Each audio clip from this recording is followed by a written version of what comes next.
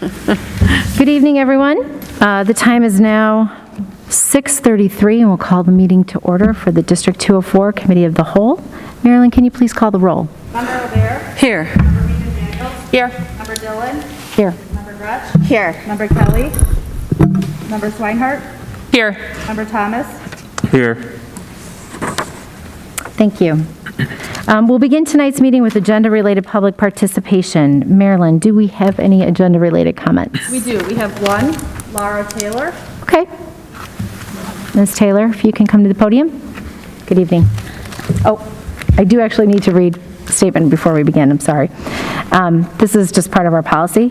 The Board of Education welcomes and encourages public comments during Board of Education meetings. There are two opportunities for audience members to address the board as outlined in the agenda and at the beginning and the end of the meeting. We kindly ask that you limit your comments to 3 minutes and be mindful of that time limit so that others will have a chance to speak when it's their turn. And a reminder that we will not allow disparaging, ignorant, racist, homophobic, or hateful comments. Individuals addressing the board are expected to conduct themselves with respect and civility toward others and adhere to Board Policy 830. Individuals may not strike, injure, threaten, or intimidate a staff member, board member, or any other person. Individuals shall not use vulgar or obscene language or impede, delay, disrupt, or interfere with a board meeting. Just to reiterate, the board appreciates community participation, but we cannot actively engage in dialogue during public comment. We take all matters seriously, and if there is a specific question or comment that requires follow-up, the appropriate board or administration contact will respond at a later time. Speakers are called to the podium in the order in which their requests were received, with in-district members having priority over speakers who reside outside of our district. So with that, if Ms. Taylor would approach the podium, please. Hi, my name is Laura Taylor. I live on Park Road, and my comment is about the electrical vault that's going to be built over on Park Road, or, on the west side of the building of North Campus.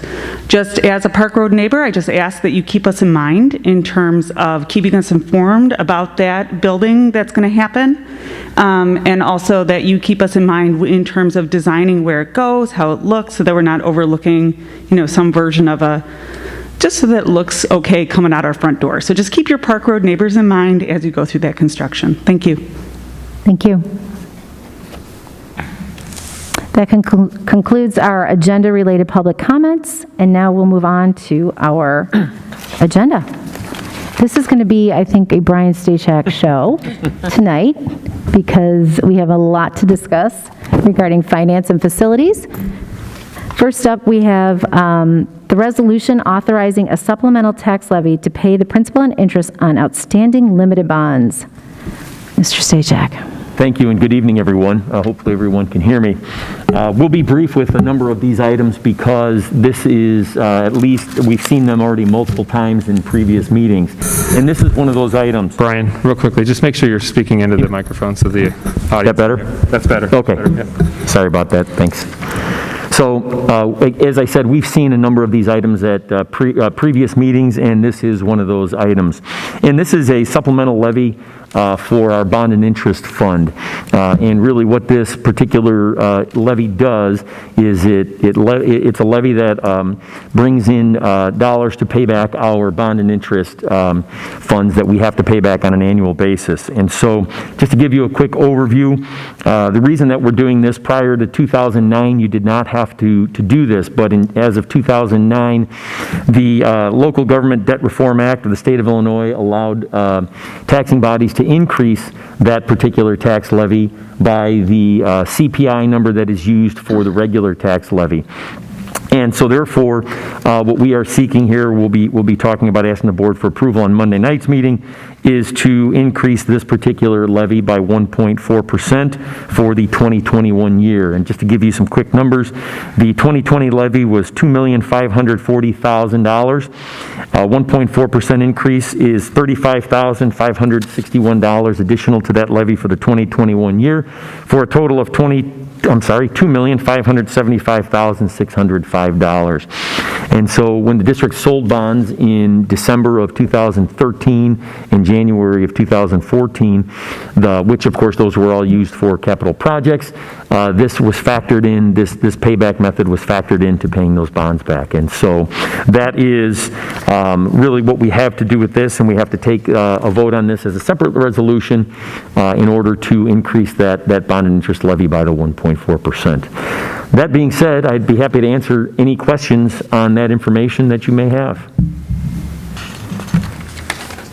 Brian, I noted in the memo, and thanks for the reference and the context there, that the percentage you're quoting is from a year ago. And so the CPI that folks might be reading headlines about today would not apply for 12 months from now. Do I understand that correctly? Yes, that's right. In fact, for both this levy and then the 2021, the regular tax levy, the 1.4% is from December of 20. And so we're always a year in arrears on that number. And so any number that we would have for next year's levy would be, we will know that coming up here in January of 2022, and it will be for December of 2021. It's a bit confusing, but again, you are correct. We're always a year in arrears with that number. Okay, thank you. Sure. Anyone else? We've seen this quite a bit, so I think we can move on. Okay, great. Next item on our agenda is the fiscal year 21 audited financial statements. Brian, take it away. All right, thank you.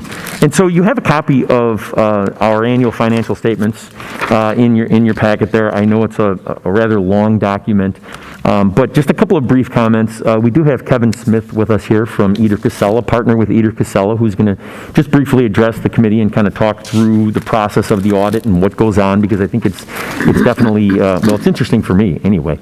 And so I certainly, want everyone else to hear a little bit about it too. That being said, I've always said that, the audit of the financial statements, that's kind of like my final exam for the end of the year. And so again, as you recall, our fiscal year runs July 1st to June 30 of any given year. So these financial statements are for July 1st to June 30 of 2021. And so obviously July 1st of 2021, we then went into the next fiscal year. It does take us a little bit more time because we work on a modified accrual basis. And so we essentially leave our books open. Even though the fiscal year closes on June 30th, we leave our books open for July and August on the prior year. And then the actual audit takes place on site, usually the week after Labor Day. And so then once we get that, all of that documentation, everything that the auditors ask us for, they go through all of it. This is the culmination of that work. And so once again, I'm happy to say that there were no findings, no issues in this particular audit, which is always good. That's the way I like to hear it, and I know that the rest of the staff does in the business office as well. And so that being said, I'm gonna bring Kevin Smith up here, but just as sort of on Monday night, we will ask the board to accept the audit, here as presented. But before we do that, Kevin, I know you're out there, so if you would kind of come on up and just kind of, again, give us that brief overview that we talked about, and then we'll see if there's any questions for you. Okay. All right. Thank you. All right. Thanks for having me. This is, as Brian mentioned, just here to present the audit, go over a few financial notes, some things about the processes as well. So first, I wanted to thank Brian, his staff, and everyone. They do a great job with getting us the information, with having anything prepped for us. Overall, like Brian mentioned, things went very well. We didn't have any findings, no management letter, which is what he was referencing as far as any findings related to the audit. Each year we come in, we do things such as walkthroughs, we go through your guys' internal control processes. Didn't find any significant issues there. Anything that needed to be reported, everything's operating effectively. In relation to those, we also do tests of controls. We do tests of controls over things like cash disbursements, payroll, where we pick random transactions throughout the year, run it through the process, make sure it's working appropriately. Didn't see any issues with those either. So always like to bring that up, especially with the fact that there's no management letter. That's always good to hear. The other thing I'd like to mention as well is the opinion on the audit report. You guys got an unmodified opinion, which that's the best opinion you guys can get. So that's always something I like to point out. Overall then, as far as the report itself, you guys will, if you looked at it in past years, you'll notice it looks very similar to past years. There were no big accounting standards this year. GASB 84 was a new accounting standard this year. Didn't really change a whole lot. It just mainly brought on your activity funds, most of them. You guys did have one that stayed on the Wadsworth Endowment Fund agreement. That's because that's basically controlled by an outside organization. So that stays as a fiduciary fund.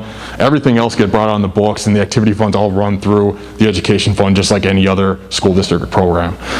So that's the big change. There is a prior period adjustment for that. It's basically bringing on the assets as they would have been in the beginning of the year onto the financials for those activity funds. It's all described in the footnotes in there. Gives you guys a dollar amounts, things like that. Going forward, not a whole lot of big things that are coming down the road. GASB 87 is going to be in effect next year.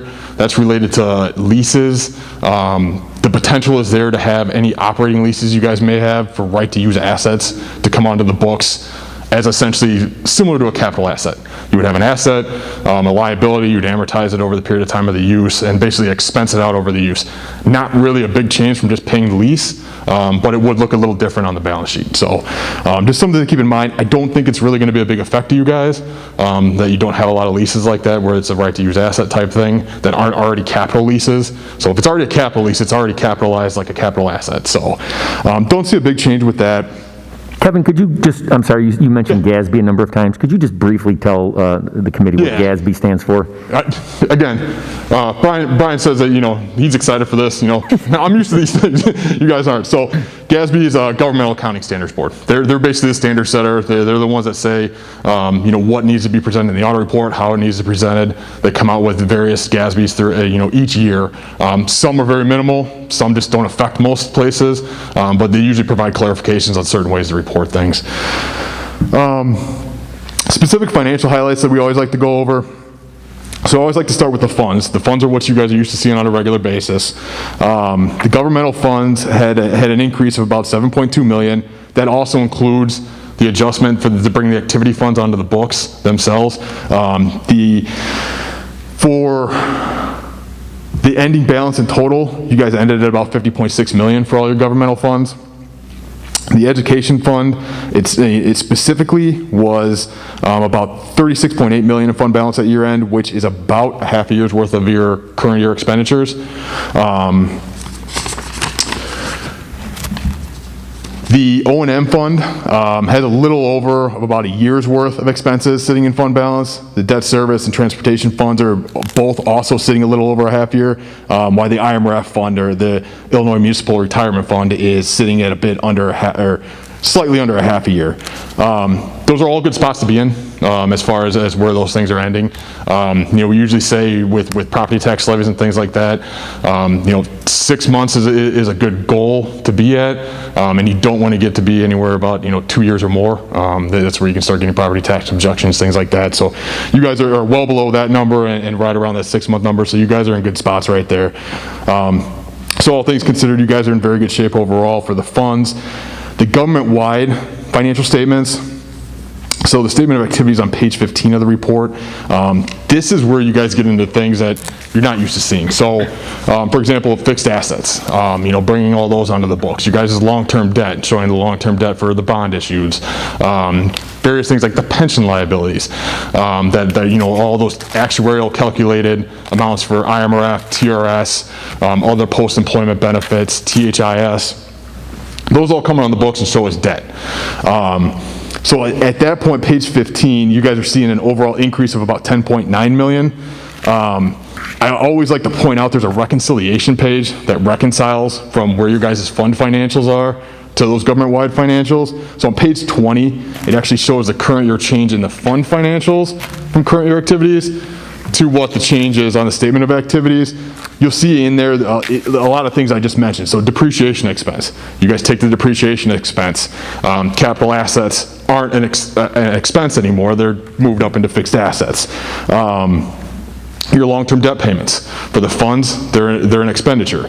Once you get to the government-wide statements, those reduce the debt, so you take those off. So that's one of the last ones on there. It's adding that back to there. A lot of the changes have to do with the pension and the OPEB liabilities.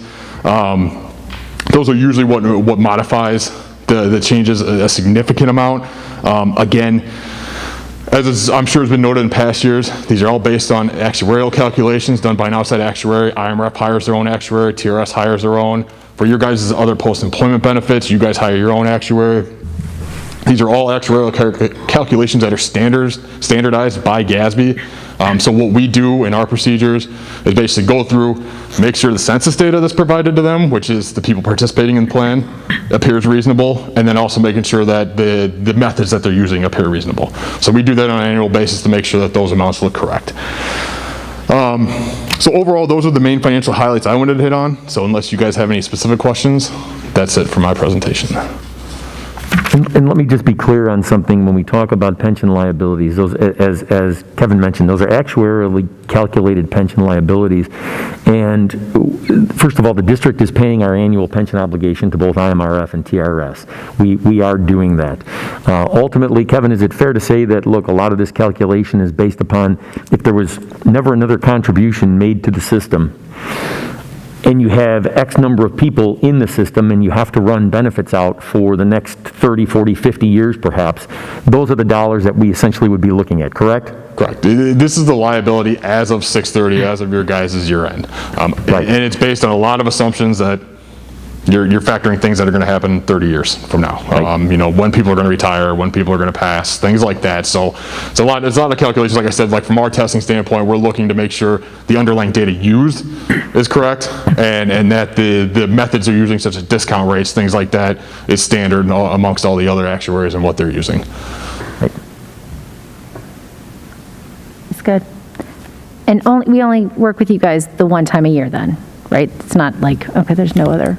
Unless we have any questions throughout the year that we think will become an issue, not an issue, but we want to address, you know, with either Casella at the time so that they're aware of it, we'll discuss it with them if on an as-needed basis. Correct. Great. But ultimately, the audit is a one-year process type thing. But yeah, as Brian says, if questions come up through the year, we'd rather have those known, solved before we come out Early. and ready to go once field work starts.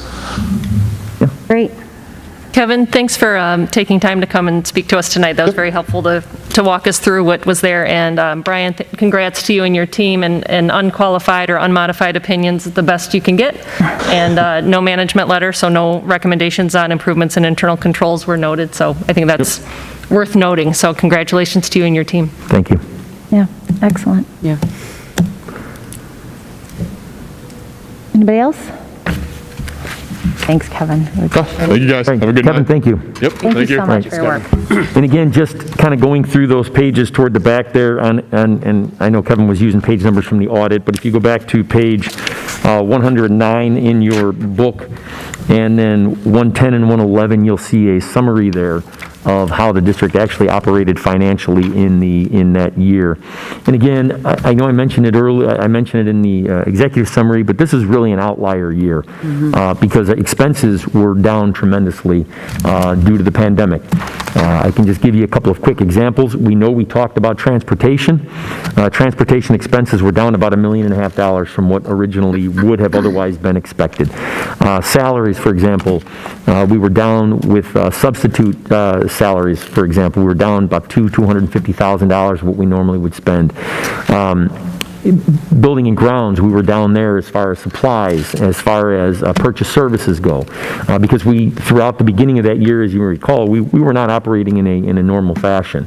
And so obviously there is a lack of expense based on that, you know, on those non-operating days and that type of thing. And so an outlier year, like I said, but ultimately a surplus of about $5.5 million for this year. Right. Again, that is an outlier number also.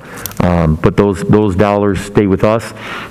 And certainly we'll be, you know, able to use those on upcoming capital projects that we know that we have when we certainly look at our facility study, the additional air conditioning, all of those pieces that we look at. So that's money that we'll be able to utilize for those.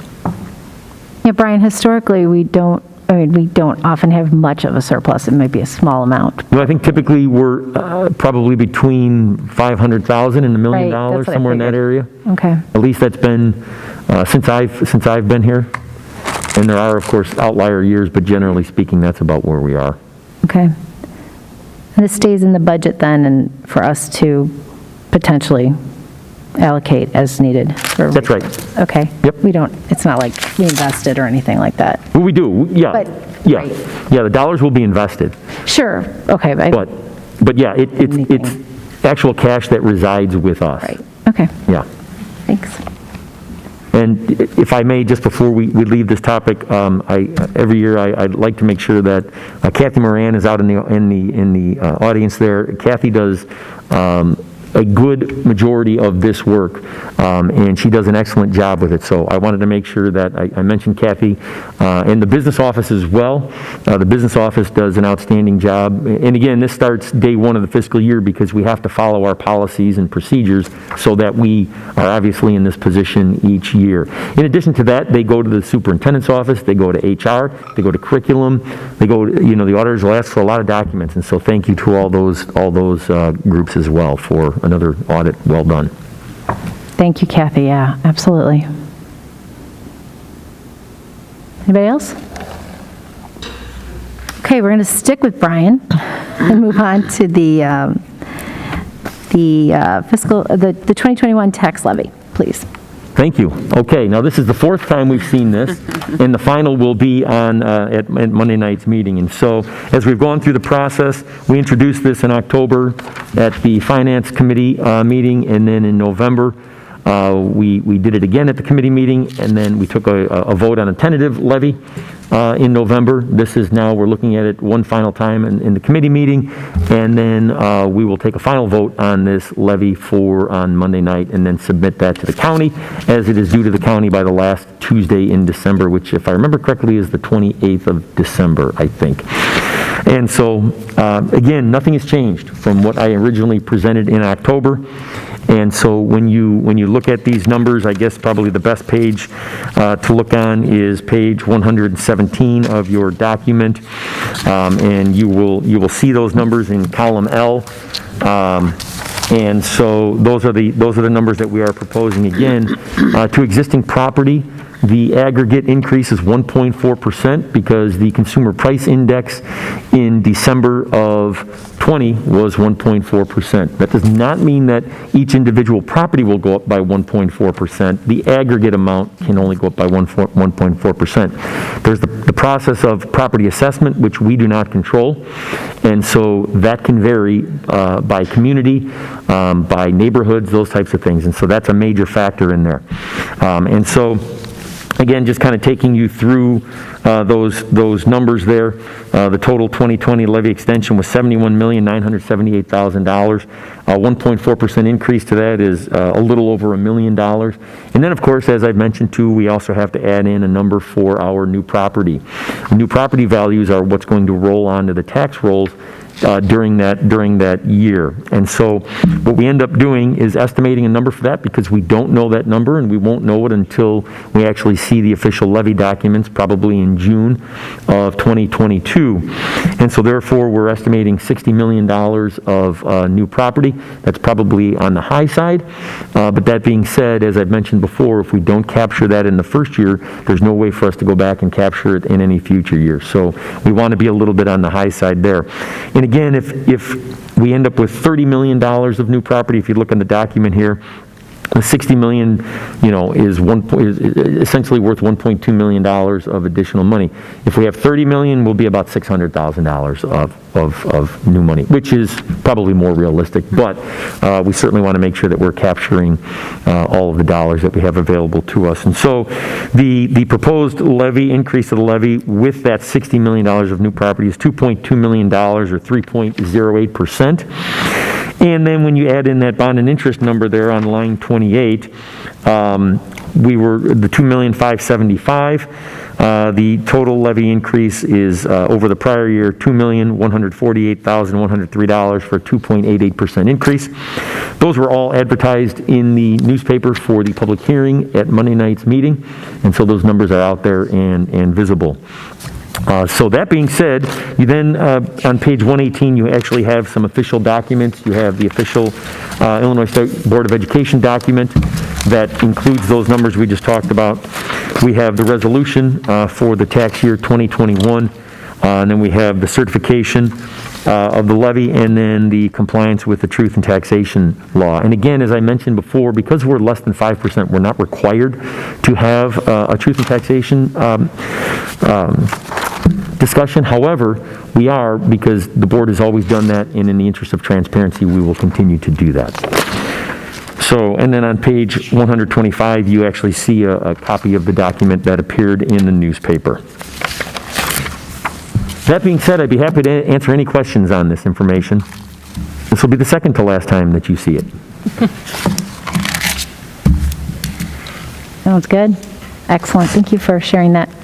The only other thing I quickly did want to mention was that we did get a number. We talked about this, this property tax recapture dollar amount, and the county has, we actually received an official document from the county that the $1.3 million is our allocation, and that was based on the property tax refunds that were paid out in that prior year.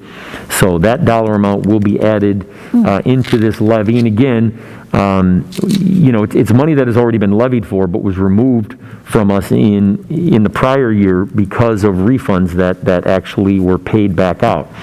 And so, again, I think we can talk about earmarking that money as well, potentially, for capital projects, those types of things. We can have those discussions here in the next couple of months and you know, figure out a way to account for those dollars. Any additional questions at all?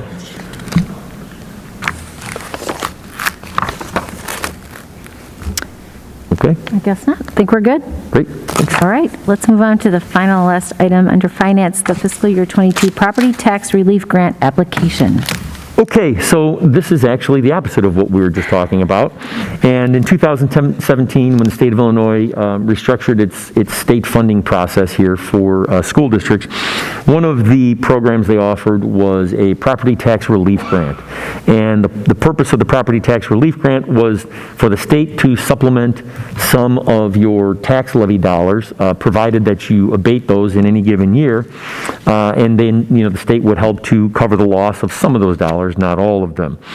And so they typically allocate about $50 million a year. What I can tell you is that we are probably in a position where we will, once again, not receive a grant. We are number 517 on the list of school districts in the state of Illinois. Again, roughly 49.7, almost $50 million worth of grant money. And of those 516 districts previous to us, there's $666 million potential of grant money that would be paid out. And so I see a very slim chance that we would receive a grant. However, I also think that we should apply for it. And so typically what we do is we ask the board to, you know, approve us applying for that particular grant. Just briefly, the specifics, if we were to receive a grant, we have to abate dollars out of our tax levy from next year.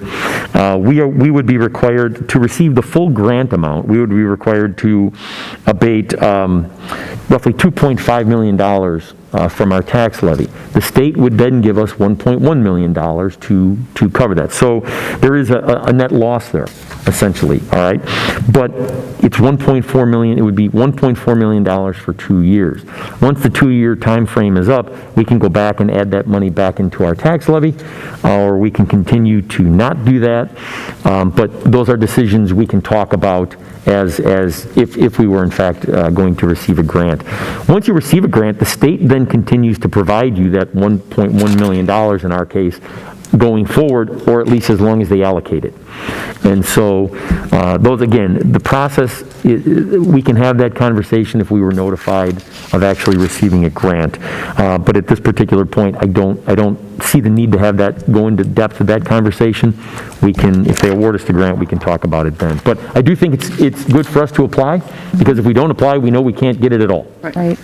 So I think that's a good thing for us to do, and so I think we should definitely, my recommendation would be that we apply for the grant.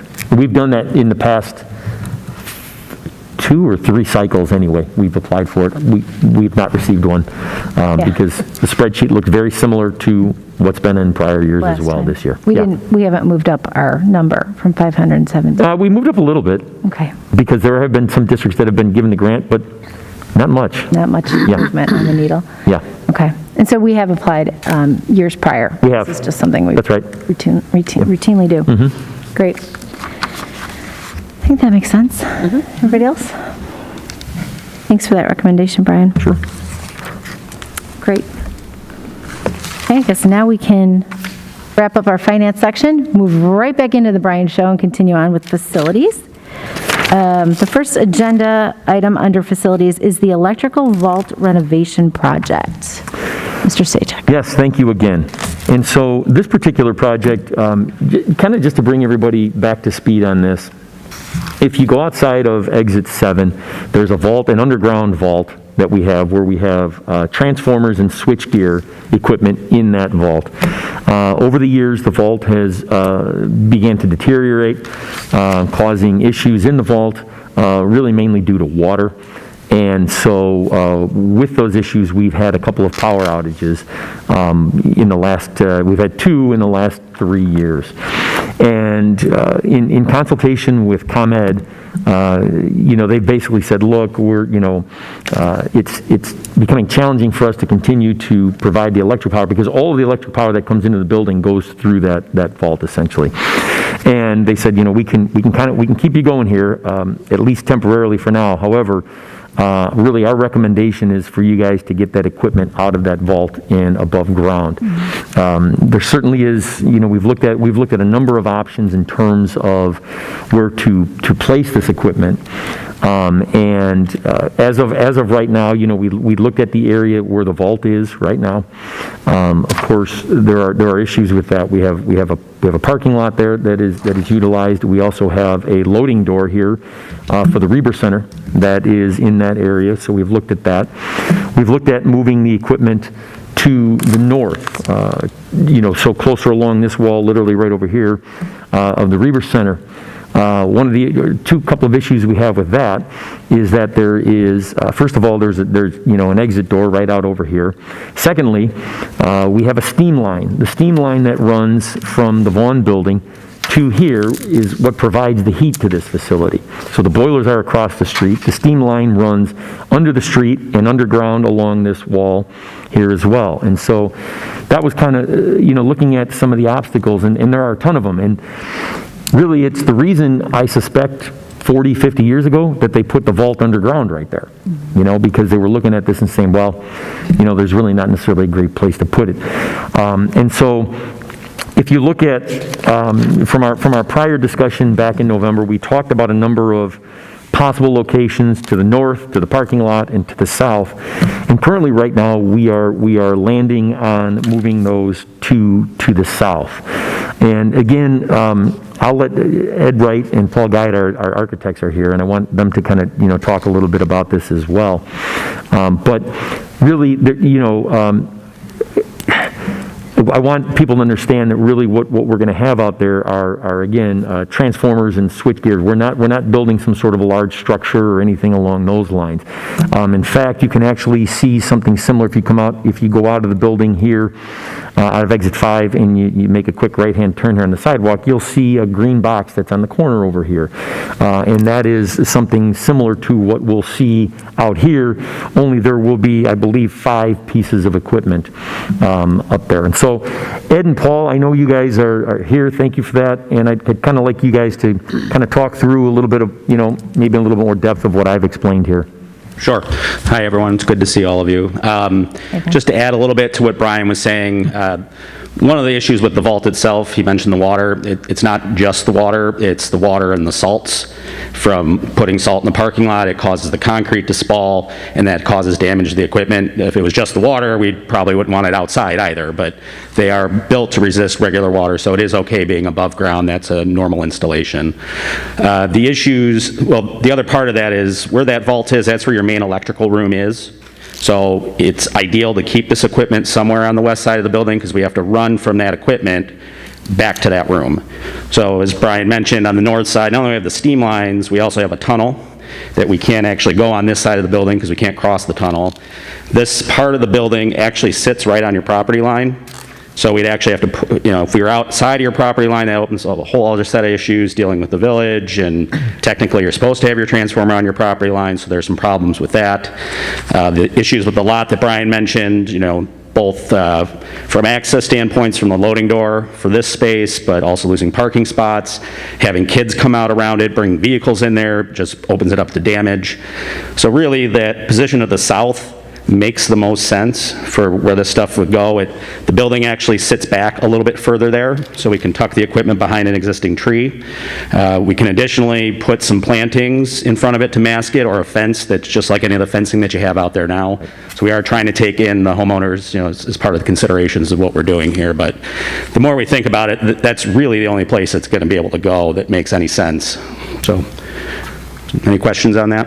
And in that area too, if you look at the existing, facility there, you'll see that we have, there's a generator out there that is fenced in. We also have our dumpsters out there that has a fence around it. There are also other electrical equipment pieces out there as well. So, as Ed pointed out, we're certainly going to do whatever we can to not make it, unsightly, of course, but there is the possibility that we would put a fence, something around it, planting something around it to hide it a little bit from, obviously sight. So the other benefit of that location, they actually would be in front of the bookstore.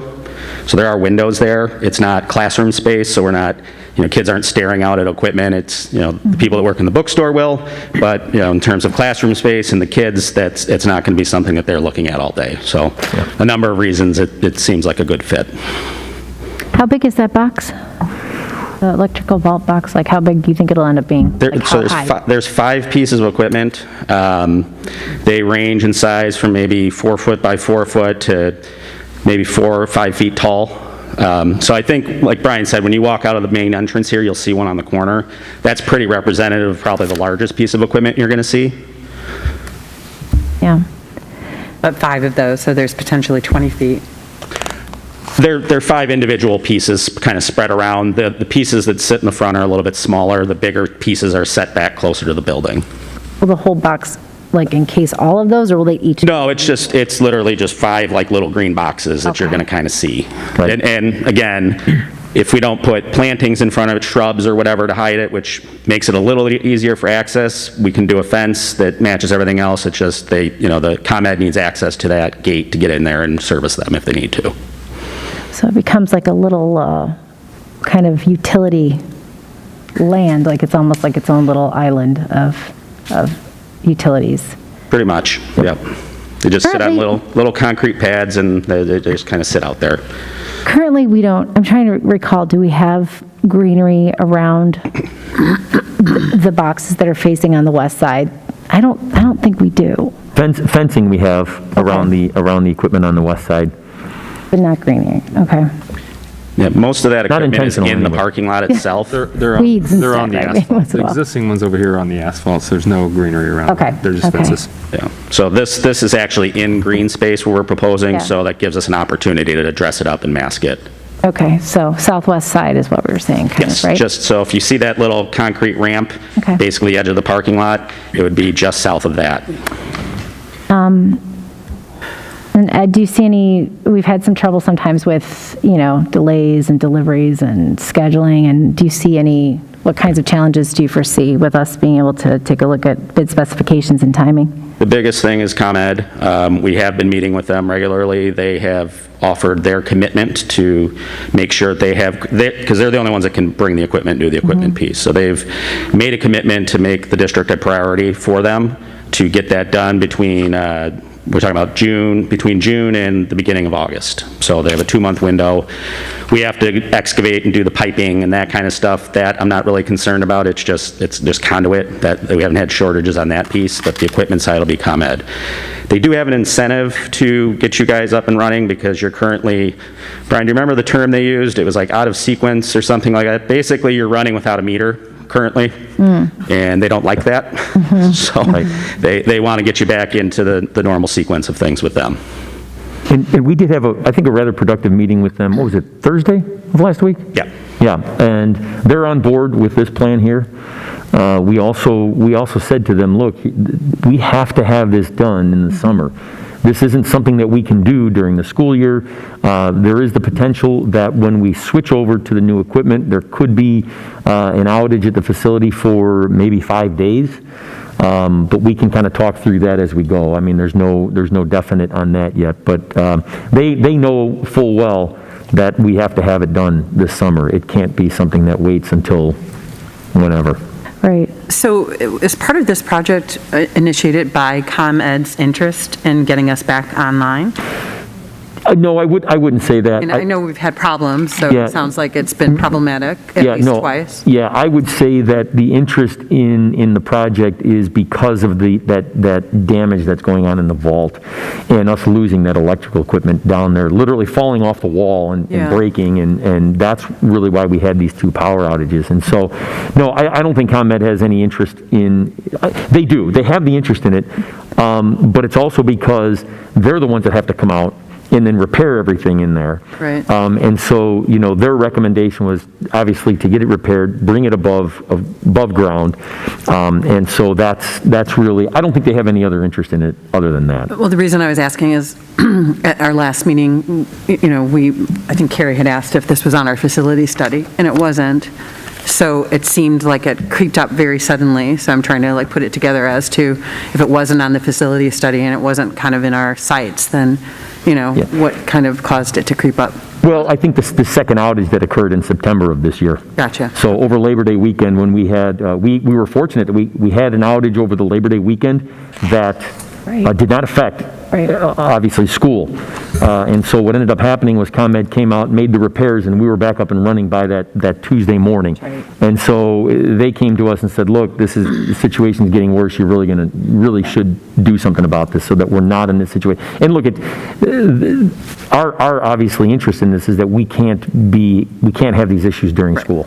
No. We've been fortunate twice now to have these outages on a Saturday morning. And the ComEd has had 48 hours to get it back up and running by Monday morning. Yeah. I mean, clearly it has to be done. I was just thank you for the context. I forgot about the outage in September. Yeah. Also, how does this affect in any way? Does it align with it? Does it impede? Does it not matter toward any of the other work that we were talking about for summer of 2022? That's a good question, Ed. I'll let you address that.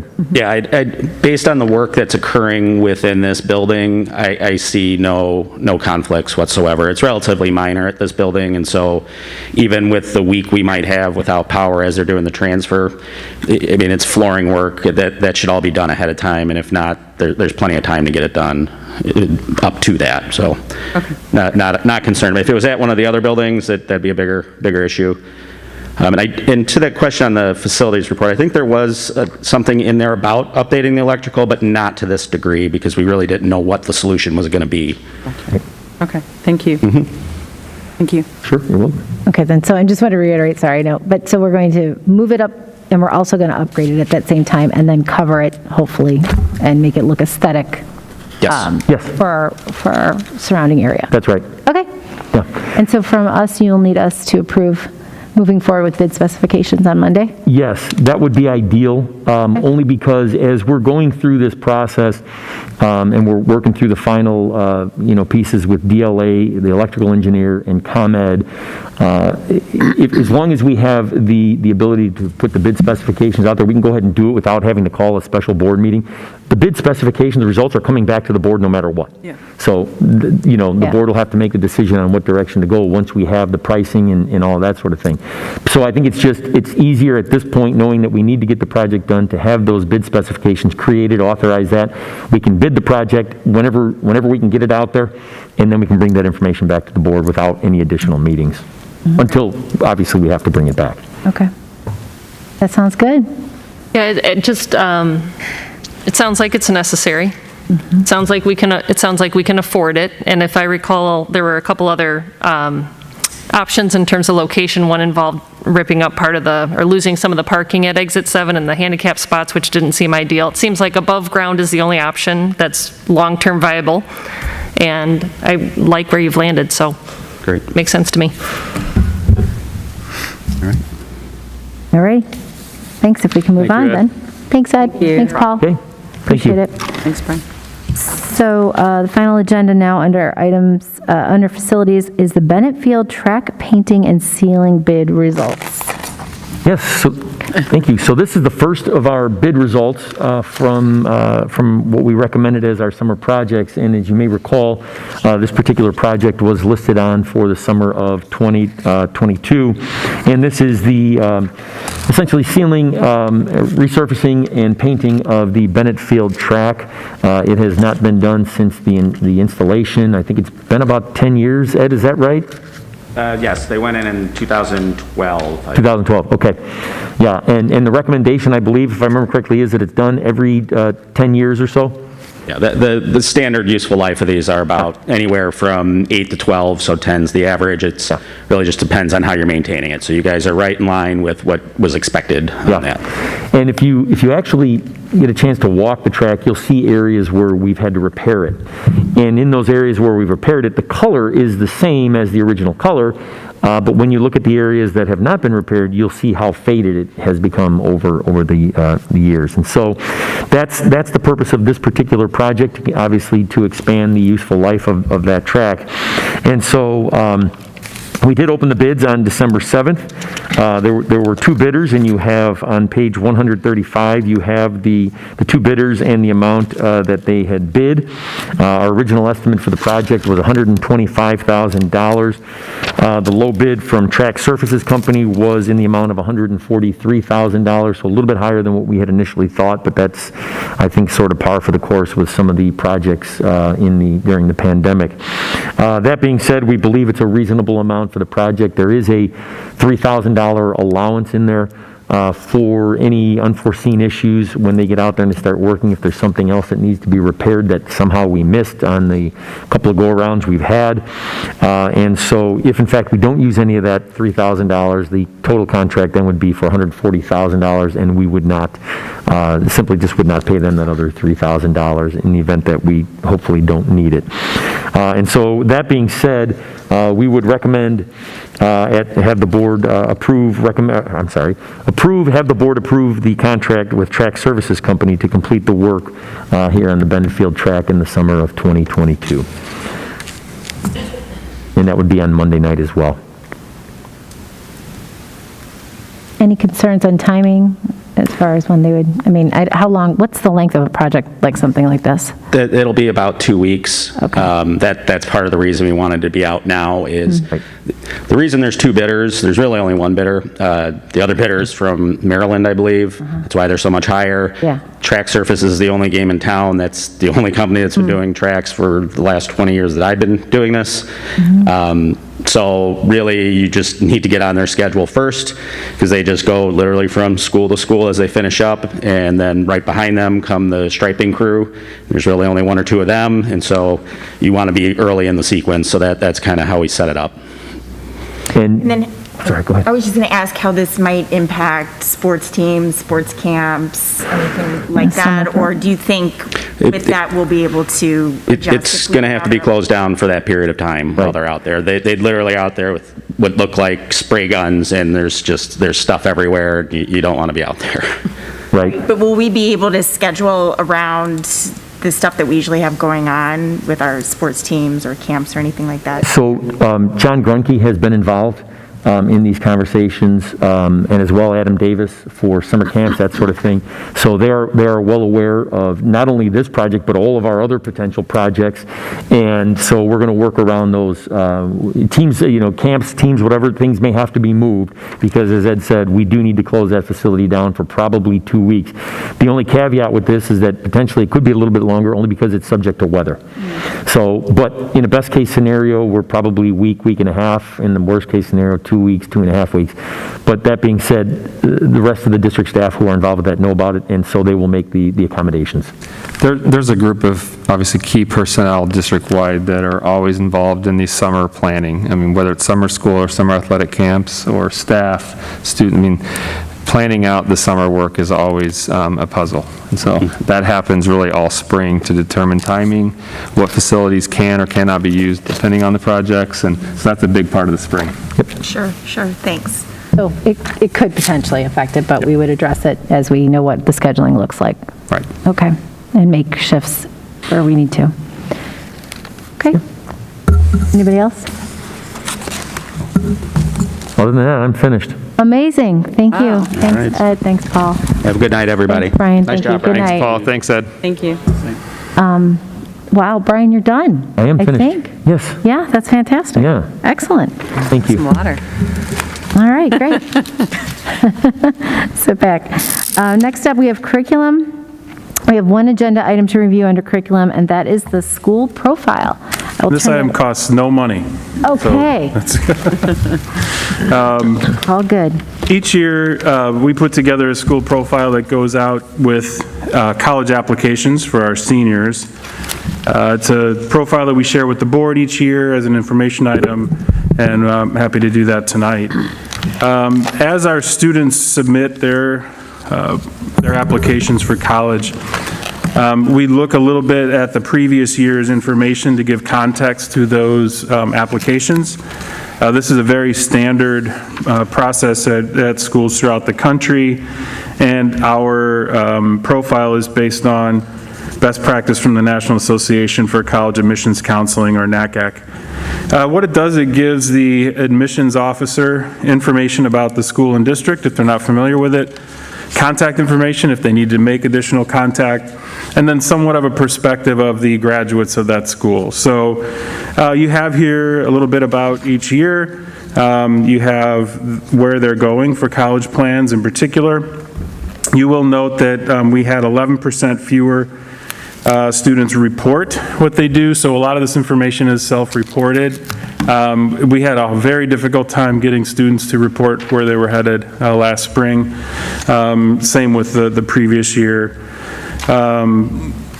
The one incentive is it's not in the graduation program if you don't tell us, and so that's usually how we get a lot of this. But we did feel like there was a little under-reported.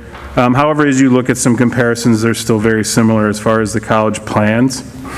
We do have, even with that few, with 11% not reporting, the class of 21 did report attending 201 colleges in 40 states and a number of countries as well. So one of the announcements that we make at graduation as well is the amount of scholarship money awarded, and again, this year's graduating class accepted $17 million of scholarships. So it gives a good perspective, not only for colleges for admissions, but also for boards and for us to just take a look at the graduating class of the year prior. The other thing that we've talked about somewhat is the honor system. If you recall, we used to have a class rank. When we went away with that, we made a couple of changes. One of them is to report the high, median, and low GPAs, which you see here for the graduating class of 2021. The unweighted GPA is on a 4-point scale, and the weighted depends on the courses. So the highest GPA that was earned with the graduating class of 21 was a 5.483, based on honors classes on a 6-point scale, Excel on a 4, Excel on a 5, and prep on a 4.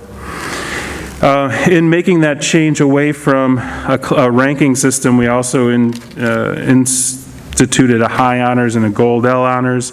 We had 89 students from the class of 21 with a 5.0 or higher weighted GPA or a 4.0 unweighted GPA, and then 323 students had either a 3.66, or higher unweighted GPA or a 4.5 weighted GPA.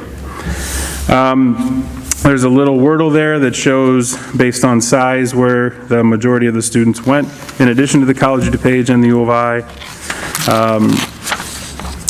And then on the third page, you have a summary of SAT information, what our graduation requirements are, our AP results, so they get a sense of the breadth of our AP programming, and then just some general information. New to the profile this year is the dual credit section, and you can see the number of students who were enrolled throughout the school in dual credit courses, which is quite I thought it was pretty impressive. As I added it up, it looked like we had about 1,500 students involved in some type of dual credit. Some of them are duplicates. They took more than one, but these are students who are earning college credit while at school, in addition to whatever they might have done for advanced placement.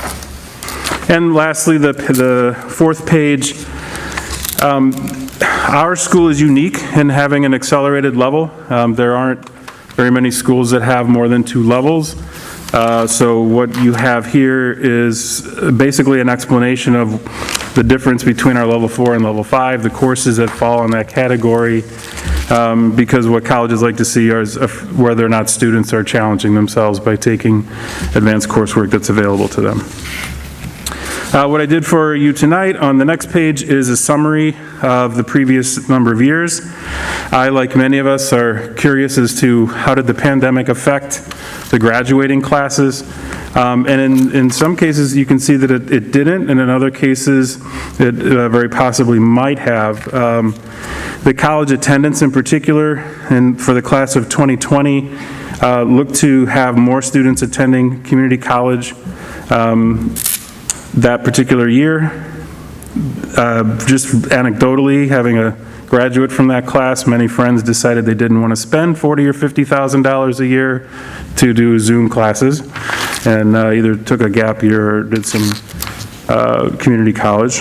You'll also see the number of our honors and high honors students did take a dip in that year and returned with the class of 2021. In fact, the class of 2021 had the highest number of Gold L honor students since we began that measure. Scholarship money, again, was in line with previous years for this previous graduating class, and you can also see the unweighted and weighted GPA. So it's a snapshot of the graduating class. It's an opportunity to brag a little bit about our school and to help our students find their way to the college of their choice, and I think it gives us a little bit of information to glean about that graduating class. So I'll be happy to answer any questions you might have.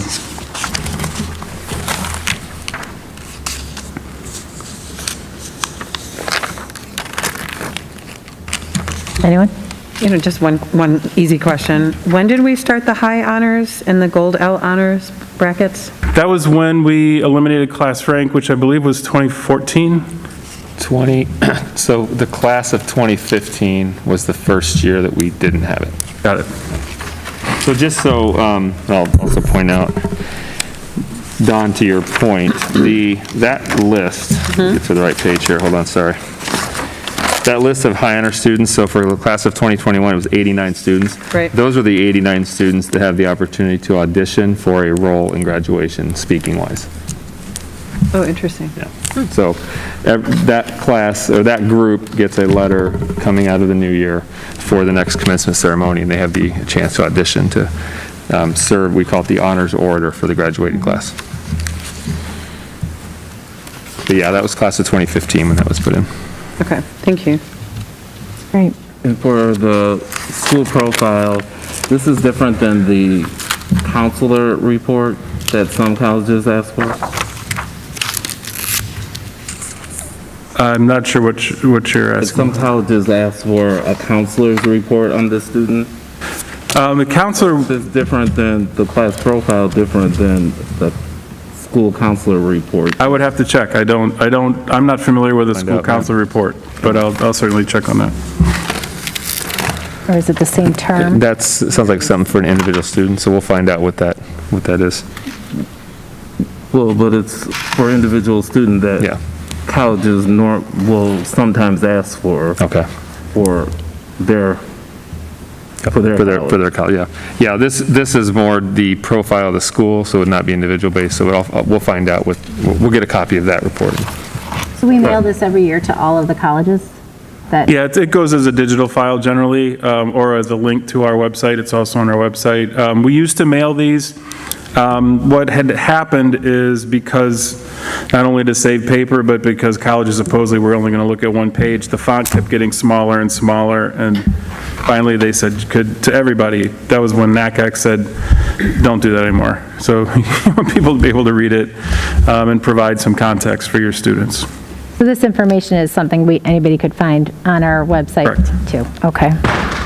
Because we've published this. I've seen this before, so. Yeah, it's been on the website. Quite a while. Ever since we started it. Okay.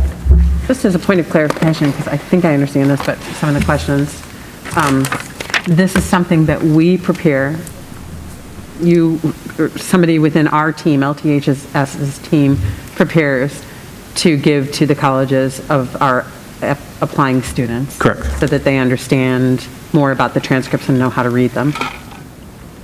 And better understand the school that the student is applying from. Yeah, okay, Yes. thank you. That's what I gathered. I just wanted to make sure. And most of the data is specific to the 2021 graduating class, but there's elements that are broader, right? The AP Right. results, for example, the dual credit and the honors and awards, sort of broader than just the seniors. Correct. Okay. It's that last page that provides some 5-year trend data on school enrollment, GPA, unweighted, weighted, scholarship money, things Yeah. like that. And that doesn't go to the colleges, that very last page. That's just That's for the board. Oh, okay. Oh, that's not Is that- part of it? Review. Oh, Is that something we can make available to our community, the context of the 5 years, even though it doesn't go to the colleges? Yeah, we can post this on our website. I think that would be helpful. yeah, I guess I just assumed that was part of what went with the package. But yeah, this is really helpful to see the five-year span. I just made it look in the same format. It works. Yeah, it went well. There you go. Yeah, this is a joint effort between the College and Career Office, the Curriculum Office, working with the counselors and the Assessment Office to kind of coalesce all this information. Yep, this is very helpful. All right. Thanks for that, Scott. Thanks for putting that together. Looking forward to seeing this going on our website, too. All right. Thanks, everybody. I think we are ready to move on. All right. Next, we can move on to the non-agenda related public comments. Again, going to just remind people that the Board of Education welcomes and encourages public comments during our Board of Education meetings. There are 2 opportunities for audience members to address the board, as outlined in the agenda at the beginning and then again at the end of the meeting. We kindly ask that you limit your comments to 3 minutes. Be mindful of that time limit so that others will have a chance to speak when it's their turn. And a reminder that we will not allow disparaging, ignorant, racist, homophobic, or hateful comments. Individuals addressing the board are expected to conduct themselves with respect and civility toward others and adhere to Board Policy 8.30. Individuals may not strike, injure, threaten, or intimidate a staff member, board member, or any other person. Individuals shall not use vulgar or obscene language or impede, delay, disrupt, or interfere with a board meeting. And just to reiterate, the board appreciates community participation. We cannot actively engage in dialogue during public comment. Those are your 3 minutes, so please use them wisely. We're listening. We take all matters seriously, and if there is a specific question or comment that requires follow-up, the appropriate board or administrative contact will respond at a later time. And I think we do have some speakers. You have the form? Okay.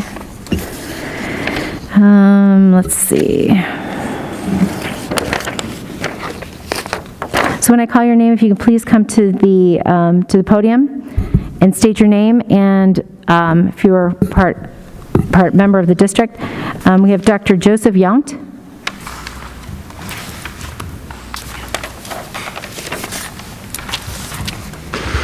Yes, my name is Dr. Joseph Yount.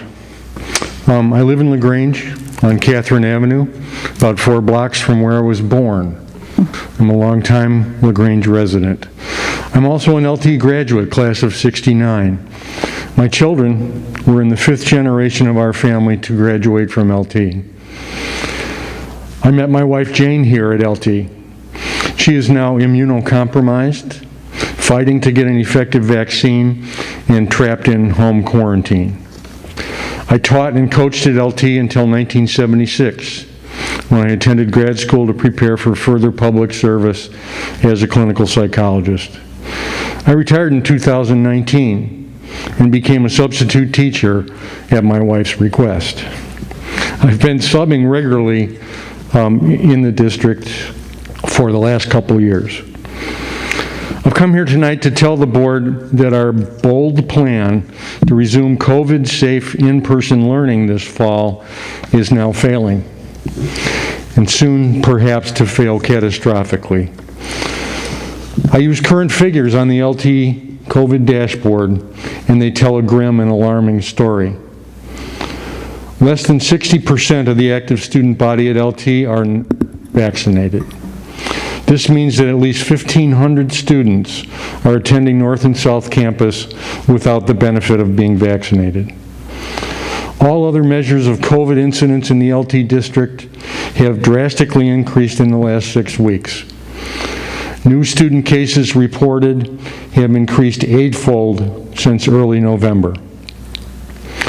Public health officials in Illinois have attributed the bulk of these new cases to a spread within groups of unvaccinated teenagers. Mask discipline at LT, that I've observed while I'm subbing, is slipping out of control. This was especially evident to me when students were openly defiant and refusing masking requests the day after the last board meeting. This was a drastic change in student attitudes from great compliance just a few weeks before. I did encounter a boy who told me that he didn't believe in masks or vaccines because COVID does not kill teenagers, just old people. I do not blame the board or the administration for this surge. You've done excellent work to try to keep a safe environment at LT. The blame rests squarely on the students and families who refuse to engage in a simple series of measures to protect the health of themselves and the rest of the community. I urge the board to consider instituting measures designed to encourage in-person attendance by unvaccinated and poorly masked students. Excuse me, Dr. Yount, we're going to have to wrap up in 10 seconds. You can finish, please. I've been forced to temporarily suspend my sub status because I can't put my family at risk by attending in person at LT until the numbers get better. Thank you. Thank you. Next, we have Anthony McKenna.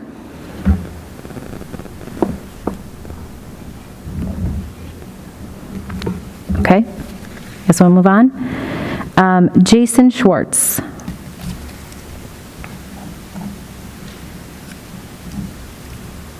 Okay.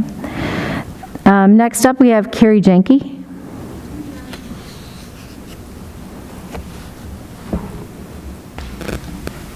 Hi there. Good evening. Good evening. Thank you for your time. I appreciate it.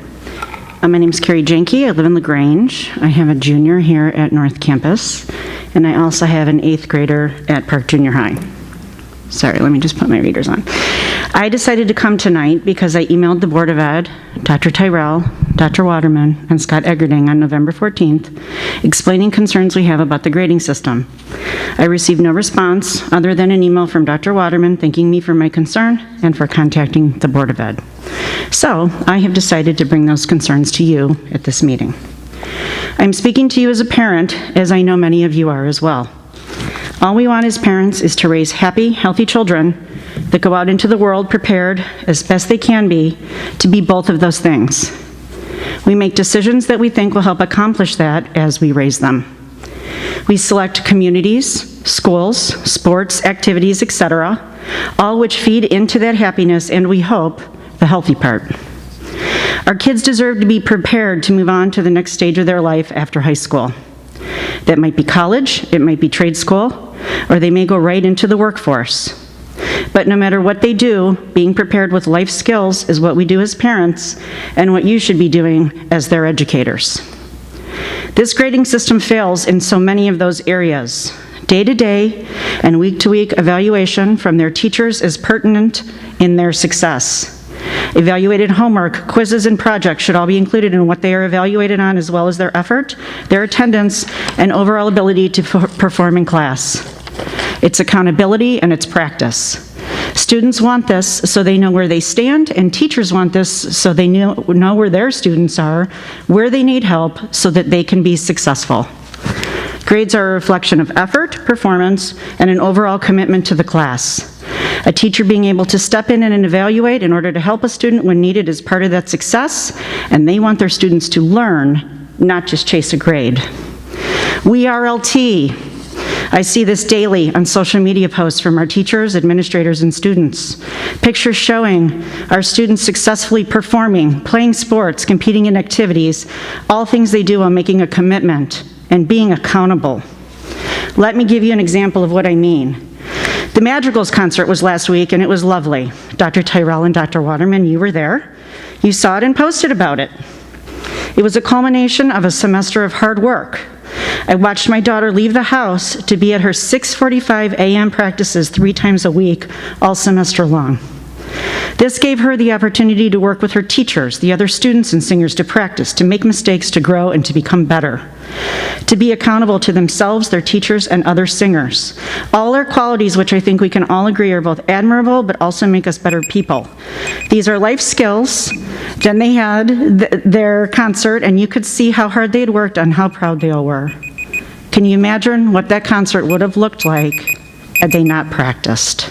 Carrie, can you please continue and wrap up for 10 seconds? As a parent of an LT student and a possible second or future LT student coming, I implore you to implement the grading system that supports all the things I described.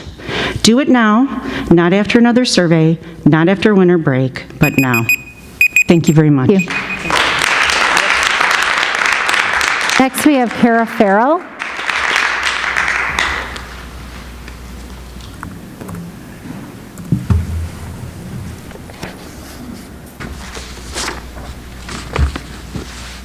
So, my name is Kara Farrell. I have a junior and a freshman, and I'm just going to read some of the comments from the more than 1,500 who signed the Change.org petition in regards to LT's vision for grading.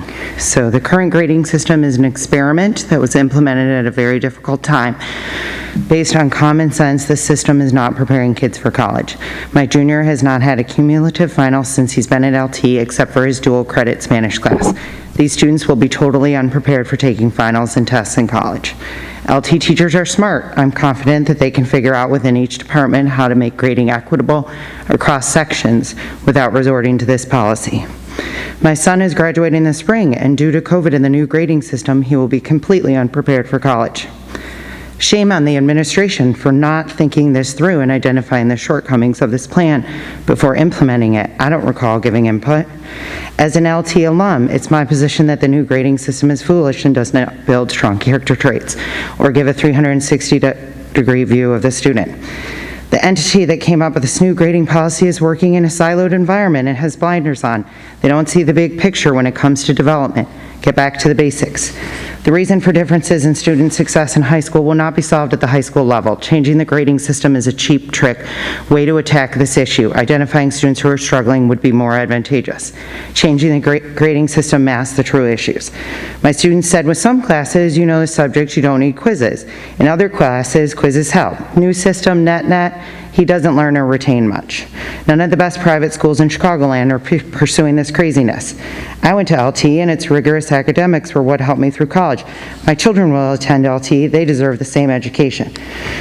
One commenter said, a grade must not, a grade must not, a grade must not. This is beyond unacceptable. Who can explain the goal of disincentivizing effort, participation, attendance, and organization? The genesis of this vision needs to be identified and removed from the district. Great in theory, but implementation was not well thought out. This type of fundamental change should have been started in lower grades and not in the middle of a pandemic to help kids give the opportunity to adjust before their high-stakes junior year. Many more comments about the poor implementation and the kids not being an experiment. Very disappointing change. Grading system's an embarrassment. Freshman daughter will be struggling to dig out of the hole of this asinine grading system that's put her in. Basing a 14-year-old's grades on tests alone is stupid. I think students should be rewarded for grit, hard work, participation. I would hire someone with these skills over a test grade any day. Students in 204 deserve better. As an alumni and a current parent, I'm disappointed in the direction LT is heading. From teachers specifically on the change, I signed it because I care about my students, because grading should include all work. I would like to end by asking mainly the audience in the Zoom to go ahead and look at LTHS's website. 10 seconds. Underneath the related articles and information on LT's vision for grading. And in particular, I think it's important to note the Harvard EdCast with Joe Feldman and Jill Anderson. It provides important background on the rationale in what many have called a failed experiment. Thank you. Next, we have Braden Slezak.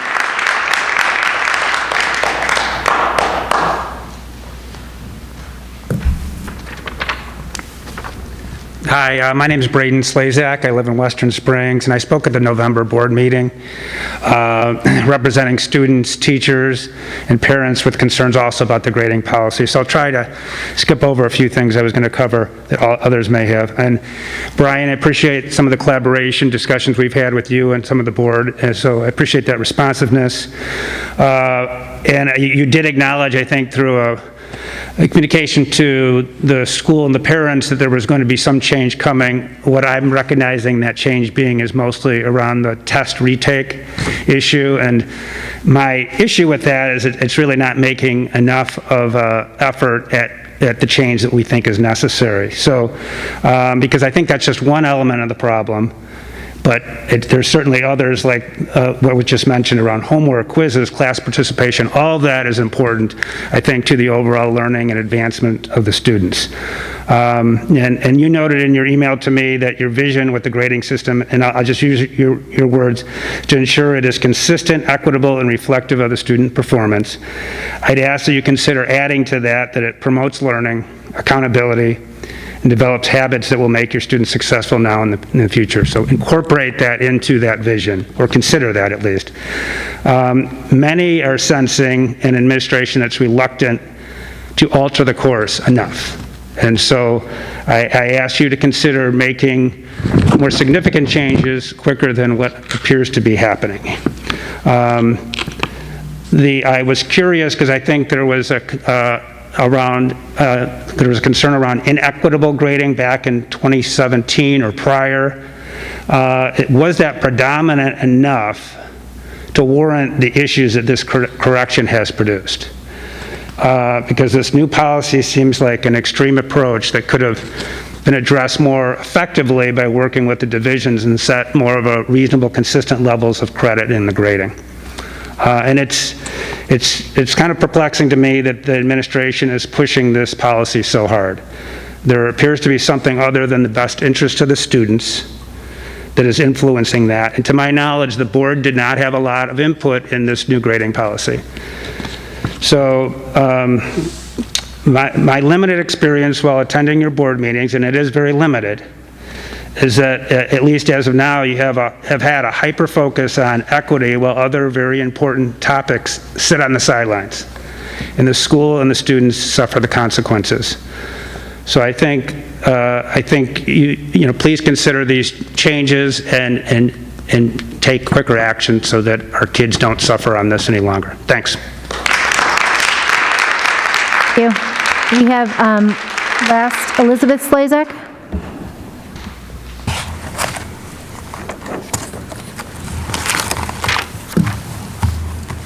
Hi, I'm Elizabeth Slezak, Western Springs, and I also spoke at the November 15th meeting about the grading policy that was put in place last year.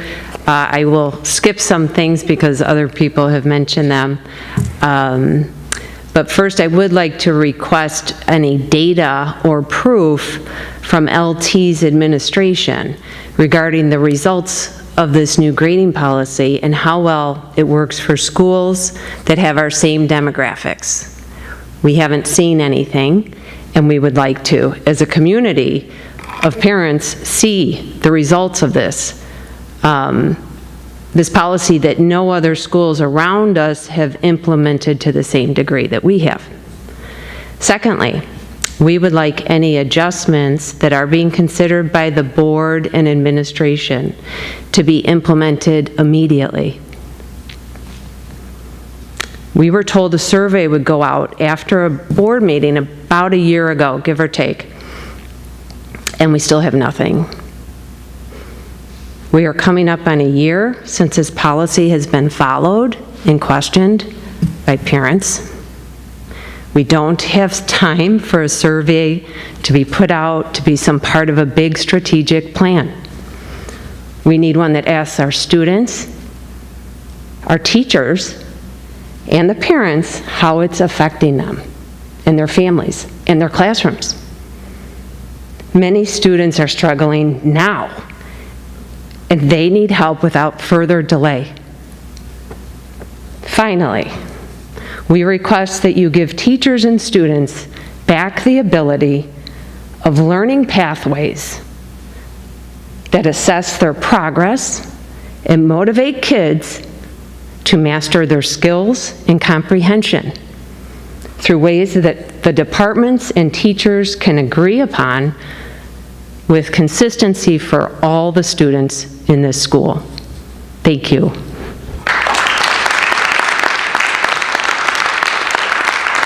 Thank you. Thank you to everyone for... Carrie, there's Sorry. another one. Someone else signed up. Is there another? Yep. Sorry, Marilyn, if you would call Midge that person. Mazzoni. Okay. Hi, Mitch Mazzone in Western Springs as well. Had many more comments, but those before me have really stated the case very strongly for the getting rid of this grading system. Our kids have been dealing with COVID, all the changes, all the remote, hybrid, and mass learning. So having this system implemented at this time doesn't seem very prudent to me.